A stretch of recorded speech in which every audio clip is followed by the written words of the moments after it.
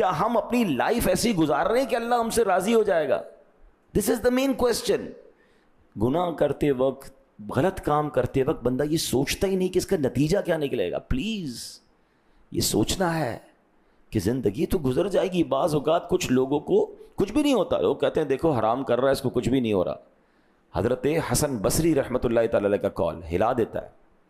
کہتے ہیں اگر گناہ کرنے کے باوجود بھی تمہیں نعمتیں مل رہی ہیں نا، تو یہ سمجھ لینا یہ اللہ کی خفیہ تدبیر بھی ہو سکتی ہے.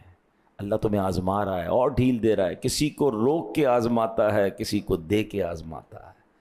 یہ گناہ گار، رشوت خور، ڈاکو، چور، غلط کام کرنے والے جب عیش کر رہے ہوتے ہیں نا، تو لوگ بعض اوقات وسوسوں کا شکار ہوتے ہیں کہ یار ان کے پاس پھر اتنا مال کیوں آ رہا ہے، اتنی جناب شہرت کیوں ہو رہی ہے، ان کو تو کچھ ہوتا ہی نہیں. یہ فضل چیک کرنے کا نتیجہ نہیں ہے کہ آپ کسی کو پیسے والا مالدار دے کر کہیں یہ فضل والا ہے. نہیں جناب، اللہ پاک ڈھیل دیتا ہے. ہاں، کیا قارون کے پاس پیسے نہیں تھے؟ کیا فرعون کے پاس مال و دولت نہیں تھی؟ بتائیے نا. بڑے بڑے بادشاہ، ظالم بادشاہ گزرے ہیں، اللہ ڈھیل دیتا ہے.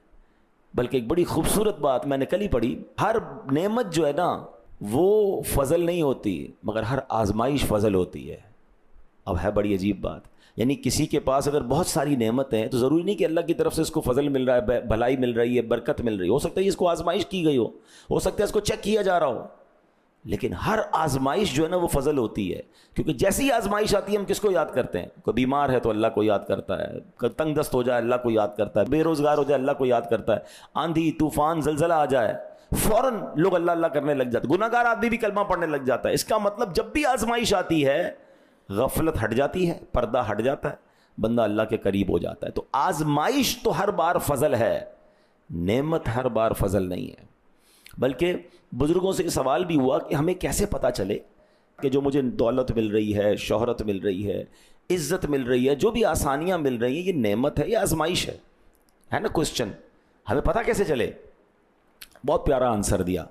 اللہ والے فرماتے یہ چیک کر لو، جب بھی تمہیں کوئی نعمت ملتی ہے، اگر تو وہ نعمت تمہیں اللہ سے قریب کر رہی ہے تو سمجھ لو وہ نعمت ہے، اور اگر وہ نعمت اللہ سے دور کر رہی ہے تو سمجھ لو وہ آزمائش ہے. دولت آ رہی ہے، نمازیں چھٹ رہی ہیں. دولت آ رہی ہے، حلال و حرام کی تمیز ختم ہو گئی ہے، گندے کاموں میں، عیاشیوں میں، برے کاموں میں پڑتا جا رہا ہوں. شہرت آ رہی ہے، تکبر بھی آتا جا رہا ہے. شہرت آ رہی ہے، گھمنڈ آتا جا رہا ہے. طاقت آ رہی ہے، ظلم کرتا جا رہا ہوں. تو یہ طاقت نعمت نہیں، یہ شہرت نعمت نہیں، یہ مال نعمت نہیں، یہ تم پر آزمائش آ گئی ہے جو تمہیں رب سے دور کر رہی ہے. دیکھیں نا ایسا ہوتا ہے، بندہ غریب ہوتا ہے، 5 وقت کا نمازی ہوتا ہے، پیسے والا ہوتا ہے تو پہلے جماعت چھوٹتی ہے، پھر نمازی چھوٹ جاتی ہے. تھوڑی سی کوئی جانتا نہیں محلے میں تو سب کے ساتھ بیٹھ کے کھانا کھا رہا ہے، چائے پی رہا ہے، سارے دوستوں کے ساتھ بیٹھ رہا ہے. جیسے ہی تھوڑا نام ہوا، شہرت ہوئی تو تکبر آ گیا، تم کون میں کون، تم غریب، اپنے میں میرے ساتھ کیسے بیٹھو گے. یہی تو امتحان ہے کہ نعمتیں بڑھ رہی ہیں اور بندہ گناہوں کی طرف جا رہا ہے، اللہ سے دور ہو رہا ہے. تو یہ نعمت نہیں ہے. رشوت کھا کر لوگ کہتے ہیں اللہ کا بڑا فضل ہے، حرام کام کرنے والا کہہ رہا ہے اللہ کی مہربانی. اب کس چیز کی مہربانی؟ حرام کر رہے ہو تم، اللہ کو ناراض کر رہے ہو. بس جناب پوری دنیا مجھے جانتی ہے اللہ کا بہت مہربانی. اللہ کی مہربانی اس بات پر ہے کہ تم حرام کر کے دنیا میں مشہور ہو گئے، ناچ گا کر مشہور ہو گئے. غور کرنا ہے، یہ اللہ کی مہربانی نہیں ہے، یہ تم پر آزمائش ہے، تمہیں ٹیسٹ کیا جا رہا ہے. توبہ کرو.